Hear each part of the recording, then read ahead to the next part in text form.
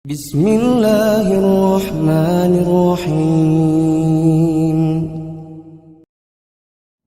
Menabak dakwah tauhid dan sunnah. اتقوا ربكم الذي خلقكم من نفس واحدة وخلق منها زوجها وبث منهما رجالا كثيرا ونساء واتقوا الله الذي تساءلون به والأرحام إن الله كان عليكم رقيبا يا أيها الذين آمنوا اتقوا الله وقولوا قولا سديدا يصلح لكم أعمالكم ويغفر لكم ذنوبكم ومن يطع الله ورسوله فقد فاز فوزا عظيما أما بعد فإن أصدق الحديث كتاب الله وخير الهدى هدى نبينا محمد صلى الله عليه وسلم وشر الأمور محدثاتها فإن كل محدثة بدعة وكل بدعة ضلالة وكل ضلالة في النار.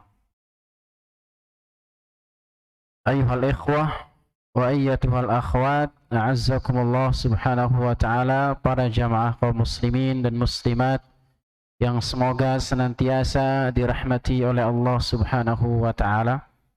Marilah kita senantiasa bersyukur kepada Allah subhanahu wa ta'ala atas segala limpahan rahmat, taufik, hidayah, serta inayahnya kepada kita semua, sehingga alhamdulillah pada kesempatan kali ini kita masih diberikan kesehatan, masih diberikan iman, dan masih diberikan waktu yang luang untuk kita mendekatkan diri kepada Allah subhanahu wa ta'ala.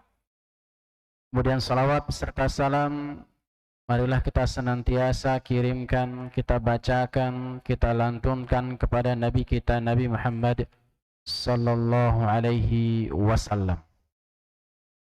Para jamaah kaum muslimin yang semoga senantiasa dirahmati oleh Allah subhanahu wa ta'ala. Kita mengetahui bahwasanya di antara perbedaan antara umat akhir zaman, antara kita semuanya dengan umat-umat terdahulu, adalah umat-umat zaman sekarang fisiknya lebih kecil tentunya, yang tentunya juga kekuatannya lebih sedikit dibandingkan umat-umat terdahulu. Umat-umat terdahulu badannya besar-besar, tinggi-tinggi. Dan juga di antara perbedaannya adalah umat Nabi Muhammad sallallahu alaihi wasallam umurnya lebih sedikit dibandingkan dengan umat-umat sebelumnya. Semakin mendekati akhir zaman, umur umat manusia semakin sedikit. Dan Nabi sallallahu alaihi wasallam menegaskan a'maru ummati baina 60 wa 70 wa qalilun man yajuzu dzalik. Umur umatku, kata Nabi sallallahu alaihi wasallam, antara 60 sampai 70 tahun saja, dan sangat sedikit yang lebih daripada 70. Nah, kita lihat di sekeliling kita, tetangga kita, keluarga kita yang umurnya di atas 70 itu sangat sedikit. Dan yang berumur panjang tentunya harus senantiasa berdoa kepada Allah subhanahu wa ta'ala untuk diberikan umur yang panjang dan berkah. Ya, umur yang panjang dan diberkahi oleh Allah subhanahu wa ta'ala, inilah yang kita harapkan. Dan bagaimana cara kita menggapai dan mengejar umur tersebut, yang mana kita tidak bisa memperpanjang umur kita sendiri, yaitu dengan memperbanyak amalan-amalan yang bisa meningkatkan derajat kita di sisi Allah subhanahu wa ta'ala, yang bisa meninggikan derajat kita di sisi Allah subhanahu wa ta'ala, meskipun umur kita tidak terlalu panjang. Ya, meskipun umur kita tidak terlalu panjang. Dan ini dengan cara diantaranya adalah dengan mengamalkan amalan-amalan yang memiliki keutamaan yang besar, memiliki ganjaran-ganjaran yang besar. Karena banyak sekali ibadah-ibadah yang diajarkan oleh Nabi Sallallahu Alaihi Wasallam mudah kita lakukan, akan tapi di sisi Allah Subhanahu Wa Taala ganjarannya sangat besar. Pahalanya sangat banyak sekali, ya, ganjarannya tidak bisa dihitung bahkan di sisi Allah Subhanahu wa Ta'ala. Di antara perkara-perkara tersebut bisa kita manfaatkan waktu kita dengan mempergunakan lisan-lisan kita semuanya. Kita semuanya punya senjata yang sangat ampuh, yakni lisan. Lisan ini sebagaimana pepatah mengatakan seperti pisau, anggap demikian. Akan tapi di sisi Allah Subhanahu wa Ta'ala, yarfa'uhu Allahu biha darajat, diangkat derajatnya oleh sebab ucapan tersebut. Begitu pula sebaliknya kata Nabi, wa innal 'abda la yatakallamu min sakhatillah la yulqi laha balan yahwi biha fi jahannam. Ada sebagian manusia yang mengucapkan ucapan yang remeh, mengucapkan ucapan yang biasa-biasa, akan tapi dengan sebab ucapan tersebut dia dicampakkan ke dalam neraka oleh Allah Subhanahu wa Ta'ala, wal iyadzu billah. Yang pertama di antara ucapan yang pantas kita sering-sering ucapkan, kita ucapkan di setiap waktu kita, yang ringan, akan tapi di sisi Allah Subhanahu wa Ta'ala sangat tinggi derajatnya, sangat dicintai oleh Allah Subhanahu wa Ta'ala, adalah ucapan kita subhanallahi wa bihamdihi subhanallahil azim. Nabi sallallahu alaihi wasallam mengatakan di dalam riwayat Abu Hurairah radhiyallahu taala anhu yang diriwayatkan oleh Imam Al-Bukhari dan Muslim, bahwasanya Nabi sallallahu alaihi wasallam mengatakan, kalimatan khafifatan 'alal lisan thaqilatan fil mizan habibatan ilar rahman subhanallah wa bihamdihi subhanallahal azim. Nabi sallallahu alaihi wasallam mengatakan ada dua buah kalimat, ada dua ucapan yang sangat ringan di lisan, mudah kita ucapkan. Mungkin dalam 1 menit bisa kita ucapkan ratusan kali bahkan ucapan tersebut. Thaqilatan fil mizan, sangat berat di timbangan Allah Subhanahu wa Ta'ala. Kalau ditimbang kelak pada hari kiamat sangat berat ucapan tersebut, meskipun ringan di lisan. Dan yang terpenting juga habibatan ilar rahman, sangat dicintai oleh ar-Rahman, Allah Subhanahu wa Ta'ala. Apa ucapan tersebut? yakni ucapan kita subhanallah wa bihamdihi subhanallahil azim. Insyaallah sudah hafal ya para jamaah ya, dan sudah sering diucapkan insyaallah di setiap pagi dan petang bahkan. Sambil naik kendaraan ucapkan subhanallah bihamdihi subhanallahil azim. Sambil berjalan subhanallah bihamdihi subhanallahil azim. Kita tidak ada batasan untuk berzikir kepada Allah Subhanahu wa Ta'ala. Sedang berdiri, sedang duduk, sedang berjalan, ya, kecuali kita sedang berada di kamar mandi ataupun yang semisalnya. Kemudian juga ucapan kita yang sering kita ucapkan dari lisan-lisan kita ini bisa bernilai sedekah. Ya, bisa bernilai sedekah di sisi Allah Subhanahu wa Ta'ala. Dahulu para sahabat Nabi sallallahu alaihi wasallam pernah mengeluh di hadapan Nabi sallallahu alaihi wasallam, "Ya Rasulullah, orang-orang kaya itu sudah mengambil habis pahala-pahala yang ada." Ya, orang-orang kaya sudah mengambil habis semua pahala-pahala yang ada. Yatasaddaquna bi furuli amwalihim, yang mereka bersedekah dengan, kata para sahabat Nabi sallallahu alaihi wasallam. Kemudian mereka juga berpuasa sebagaimana kita berpuasa. Mereka sholat, kita juga sholat. Mereka haji, kita juga haji. Akan tapi mereka dilebihkan dengan harta. Yang kita tidak punya harta, miskin, tidak bisa bersedekah. Kemudian apa kata Nabi sallallahu alaihi wasallam?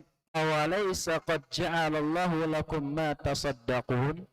Bukankah Allah Subhanahu wa taala sudah menjadikan sesuatu yang kalian bisa bersedekah dengannya? Bersedekah enggak harus dengan harta. Ya, enggak harus dengan kekayaan yang kita punya. Kemudian kata Nabi sallallahu alaihi wasallam, inna lakum bikulli tasbihatin sadaqah. Sesungguhnya setiap tasbih yang kita ucapkan subhanallah ini dinilai sedekah. Wa kullu takbiratin sadaqah. Setiap takbir yang kita ucapkan sedekah. Wa kullu tahlilatin sadaqah. Wa kullu tahmidatin sadaqah. Setiap tasbih, tahmid, tahlil, takbir ini dinilai sedekah di sisi Allah Subhanahu wa taala. Setiap hari kita bisa bersedekah. Setiap waktu kita bisa bersedekah dengan lisan-lisan kita semuanya. Subhanallah, walhamdulillah, Allahu akbar, la ilaha illallah. Ini semuanya sedekah di sisi Allah Subhanahu wa taala. Wa amrun bil ma'ruf sadaqah.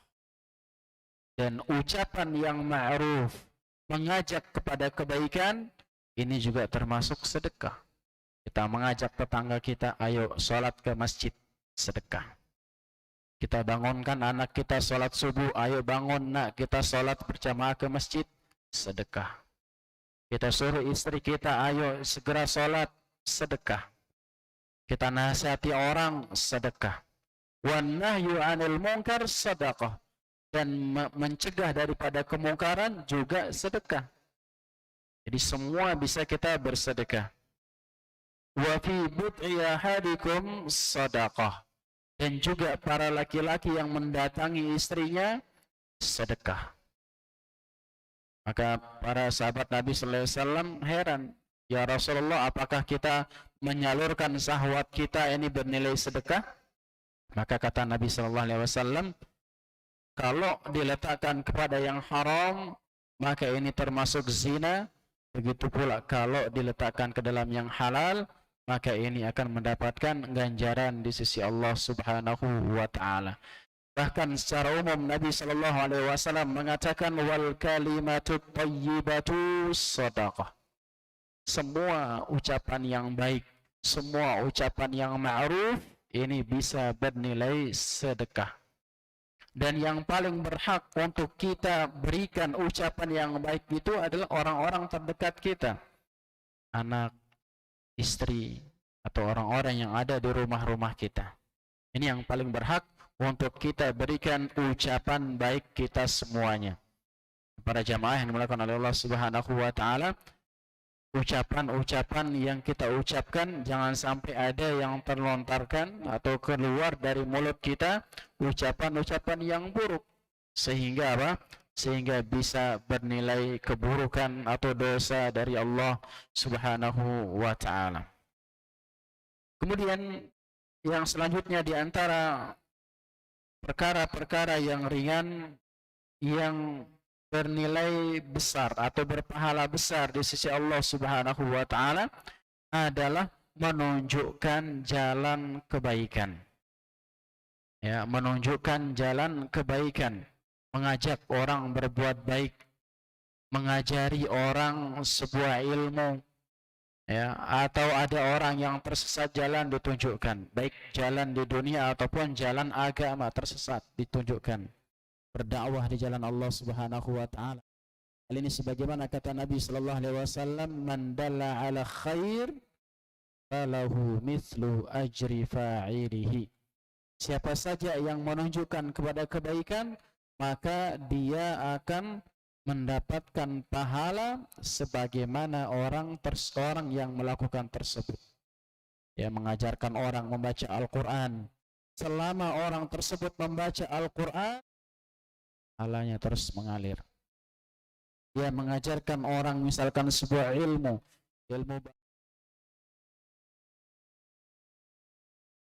maka pahalanya terus mengalir. Dia mengajarkan orang baca Iqra, alif, ba, ta, dan seterusnya. Kemudian dia bisa membaca Al-Quran sampai seumur hidup orang tersebut, pahalanya terus mengalir kepada siapa yang mengajarkan tersebut. Maka ini para jamaah, jangan sampai kita menyia-nyiakan kesempatan-kesempatan untuk mengajari orang. Kalau bahasa mudahnya, jangan pelit ilmu. Ya, kalau kita bisa sesuatu, ajarkan. Kata Nabi sallallahu alaihi wasallam, "Ballighu anni walau ayat." Sampaikan dari aku walaupun satu ayat. Meskipun satu ilmu, ajarkan. Kita punya ilmu apa? Ajarkan. Bahkan itu bisa menambah kekuatan daripada ilmu kita semuanya. Kemudian yang selanjutnya di antara amalan-amalan yang mudah, amalan yang ringan akan tapi memiliki pahala yang besar adalah tidur dalam keadaan bersuci dan juga zikir kepada Allah Subhanahu wa taala. Tentunya kita semuanya setiap hari tidur ya. Bahkan tadi mungkin ketika khutbah Jumat ada yang tidur juga mungkin. Karena di antara waktu-waktu cepat tidur itu waktu khutbah Jumat. Ya kan? Akan tapi bagaimana kita jadikan tidur setiap hari ini? Ya, yang semua manusia pasti tidur, bisa kita mendapatkan keutamaan yang besar, yaitu dengan cara kita tidur dalam keadaan suci dan berzikir kepada Allah Subhanahu wa taala.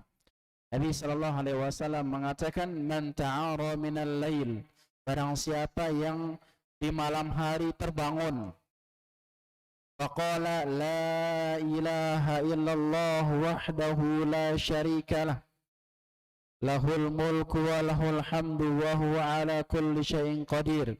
Kemudian dia mengucapkan la ilaha illallah wahdahu la syarikalah, lahul mulku wa lahul hamdu wa huwa ala kulli syai'in qadir. Alhamdulillah, subhanallah, wa la ilaha illallah, Allahu akbar, wa la hawla wa la quwwata illa billah. Thumma qala Allahumma ighfirli. Kemudian dia mengucapkan, ya Allah, ampunilah aku.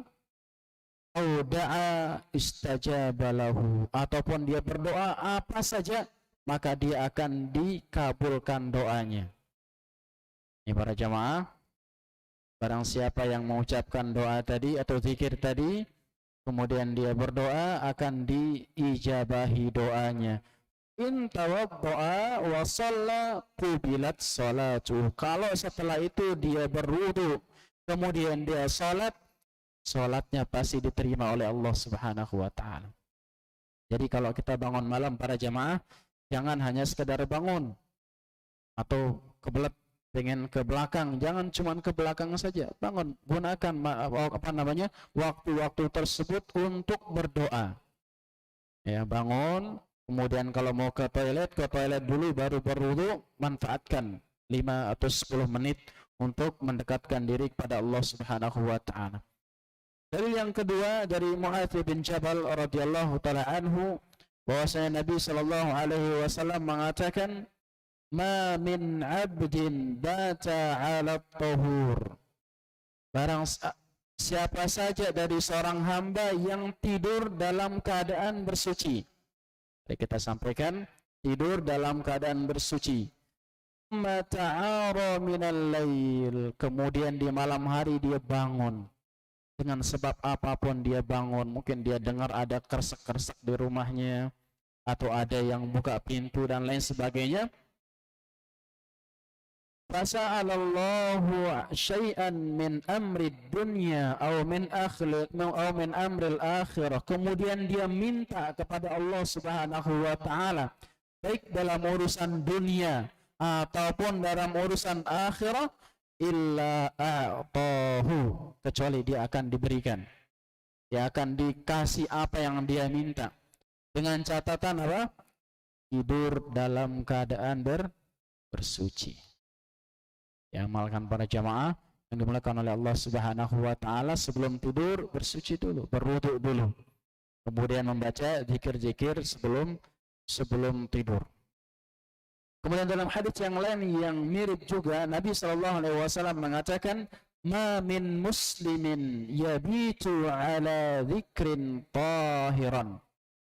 Siapa saja dari seorang muslim yang tidur dalam keadaan berzikir.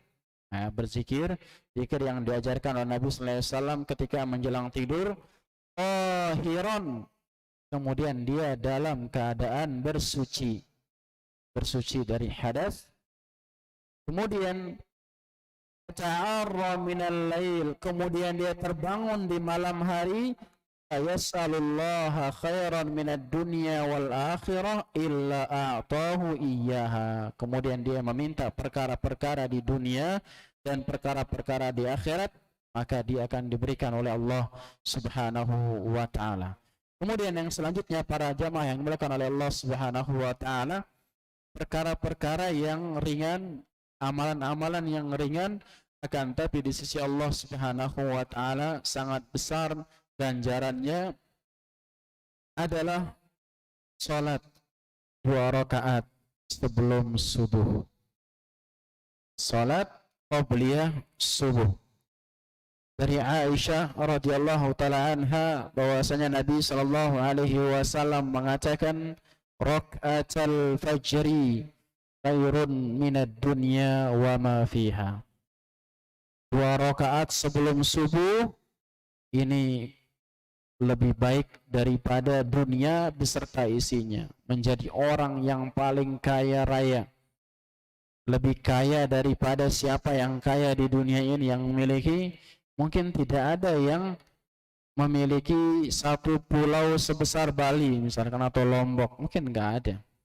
Ya, kekayaan orang sangat sedikit, akan tapi dengan 2 rakaat sebelum subuh, orang tersebut bisa dikategorikan sebagai orang yang memiliki kekayaan yang banyak sekali, yang tentunya ganjaran di sisi Allah Subhanahu wa taala. Dan Nabi sallallahu alaihi wasallam tidak pernah meninggalkan 2 rakaat sebelum subuh, baik dalam keadaan safar ataupun apalagi dalam keadaan mukim. Ya, 2 rakaat sebelum subuh jangan sampai kita tinggalkan. Mudah. Dengan Nabi sallallahu alaihi wasallam diriwayatkan bahwasanya beliau ringan salatnya sebelum subuh, tidak baca yang panjang. Salat yang biasa saja, ringan-ringan saja. Akan tapi kedudukannya di sisi Allah Subhanahu wa taala adalah sangat besar. Juga Nabi sallallahu alaihi wasallam pernah mengatakan, "Raqatan khafifatan mimma tuhkirun wa tanaffalun yaziduhuma hadha fi amali ahabba ilaihi min baqiyati dunyakum." Nabi sallallahu alaihi wasallam pernah mengatakan kepada para sahabat ketika berada di sisi kuburan, ya, ketika berada di sisi kuburan, 2 rakaat yang ringan, mimma tuhkirun wa tanaffalun, dari salat-salat sunnah. Salat sunnah apa saja yang menambah amalan orang yang sudah mati ini, itu lebih baik daripada sisa dunia kalian. Mengatakan kepada siapa? Para sahabat. Berapa umur para sahabat setelah itu? Sangat bermanfaat hal-hal yang semacam ini di sisi Allah Subhanahu wa taala, yang terkadang kita bermudah-mudahan meninggalkannya karena sibuk apa, nggak jadi salat sunnah. Ingin buru-buru kerja, nggak jadi salat sunnah dan yang lain sebagainya. Kemudian yang selanjutnya, para jamaah yang dimuliakan oleh Allah Subhanahu wa taala, adalah amalan yang mungkin bisa dibilang mudah, bisa juga dibilang sulit ini, yaitu menikah.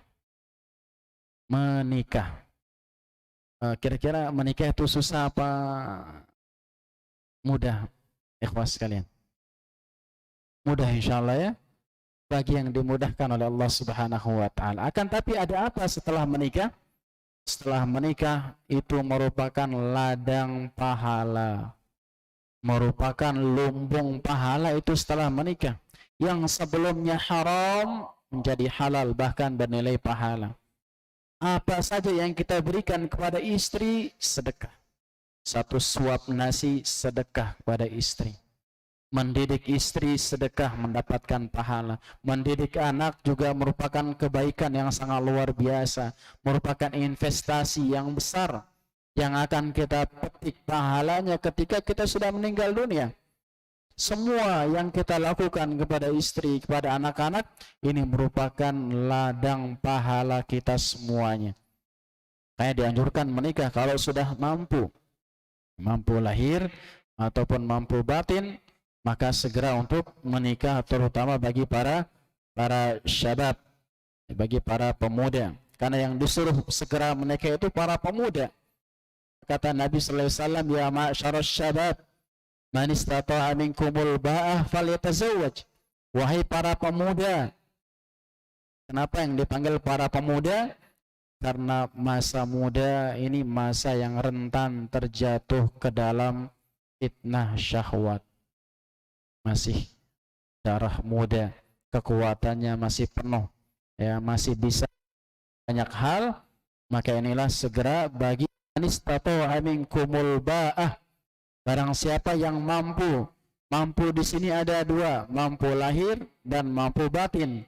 Kalau sudah mampu, fal yatazawwaj, maka segera untuk menikah, meskipun belum menjadi orang kaya, meskipun belum mapan, meskipun masih kerja serabutan, enggak masalah. Rezeki itu dari Allah Subhanahu wa taala. Dan yang terakhir, di antara amalan-amalan yang ringan akan tapi memiliki ganjaran yang besar dan sangat diharapkan oleh orang-orang yang sudah meninggal dunia. Diriwayatkan bahwasanya Ali bin Abi Thalib radhiyallahu taala anhu pernah menziarahi kuburan. Pernah ziarah kubur. Ziarah kubur ini adalah sebuah sunnah dari Nabi sallallahu alaihi wasallam. Diperintahkan bahkan oleh Nabi sallallahu alaihi wasallam, "Nahaitukum an ziyarah arla fazuruha." Dahulu pernah melarang kalian untuk ziarah kubur, sekarang ziarahilah. Fa innaha tudzakirukumul akhirah. Ziarah kubur bisa mengingatkan akhirat. Ali pernah ziarah kubur bersama para sahabatnya. Kemudian ketika sampai di kuburan, Ali bin Abi Thalib berkata dengan ucapan yang lantang. Beliau mengatakan, "Ya ma'syarul kubur, ma khabarukum?" Wahai penghuni kuburan, bagaimana kabar kalian? Bagaimana kabar kalian yang kalian temukan, yang kalian tinggalkan? Bagaimana kabarnya? Kemudian, nggak ada yang bisa jawab. Orang sudah mati, nggak mau bisa apa? Menjawab. Para sahabat mendengarkan ucapan tersebut diam. Setelah diam, kemudian Ali bin Abi Thalib mengatakan, "Khabarukum, kabar kalian di sini, inna buyutakum sukinat, amwalukum muzi'at, wa azwajukum nukihat." Kabar kalian di dunia ini, wahai penghuni kuburan, rumah-rumah kalian itu sudah dihuni oleh orang lain. Rumah yang kita pontang-panting cari setiap, yang kita bangun dengan susah payah, kalau kita mati dihuni oleh orang. Wa amwalukum muziat, harta-harta kalian yang kalian kumpulkan setiap hari sudah dibagi-bagi oleh ahli apa? Oleh ahli waris dan yang lainnya, dibagikan semua. Wa azwajukum nukihat, dan istri-istri kalian sudah dinikahi oleh orang lain. Atau suami-suami kalian bahkan sudah nikah apa? Nikah lagi. Maka ini yang kita cari di dunia apa?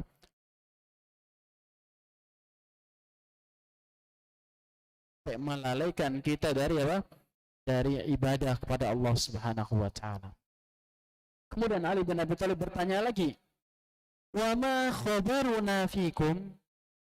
Kalau kalian nggak bisa menjawab bagaimana kabar kalian di sana, bagaimana kabar kami di sana di kuburan? Ya, bagaimana kabar kami di sana? Kabarkan kepada kami. Diam sejenak. Kemudian Ali bin Abi Thalib mengatakan, Lau ajabu laqalu. Kalau seandainya mereka mampu untuk berbicara, mereka akan mengatakan inna wajadana anna khairaz zadit taqwa. Sesungguhnya kami dapati di sini bahwasanya sebaik-baik bekal adalah takwa. Ini yang terakhir, amalan yang ringan akan tapi kedudukannya di sisi Allah Subhanahu wa taala sangat luar biasa adalah apa? Takwa. Arti takwa, Al-Imam Ibnu Utsaimin rahimahullah mengatakan takwa artinya yaitu imtithalu awamirillah wajtinabu nawahi 'alal ilmi wal basirah. Menjalankan semua perintah Allah dan meninggalkan semua larangan Allah atas dasar ilmu dan petunjuk. Ya, harus ada atas dasar apa? Ilmu. Semua yang diperintahkan oleh Allah Subhanahu wa taala dan juga dari Nabi sallallahu alaihi wasallam harus kita jalani, dan semua yang dilarang oleh Allah dan Rasulnya sallallahu alaihi wasallam harus kita tinggalkan. Dan ini para ikhwah dan akhwat sekalian yang dapat kita sampaikan dalam kesempatan yang mulia ini. Semoga yang sedikit ini bermanfaat dan semoga Allah Subhanahu wa taala memudahkan kita untuk terus meniti jalan kebaikan, terus beramal saleh, dan semoga Allah Subhanahu wa taala wafatkan kita dalam keadaan Islam. Karena Islam harga mati. Ya, kalau ada orang mengatakan apa harga mati, kita Islam harga mati. Mana dalilnya? Dalilnya adalah fala tamutunna illa wa antum muslimun. Janganlah kalian mati kecuali kalian dalam keadaan Islam. Subhanakallahumma bihamdika asyhadu an la ilaha illa anta astaghfiruka wa atubu ilaik. Wa akhiru da'wana alhamdulillahi rabbil alamin. Assalamualaikum warahmatullahi wabarakatuh.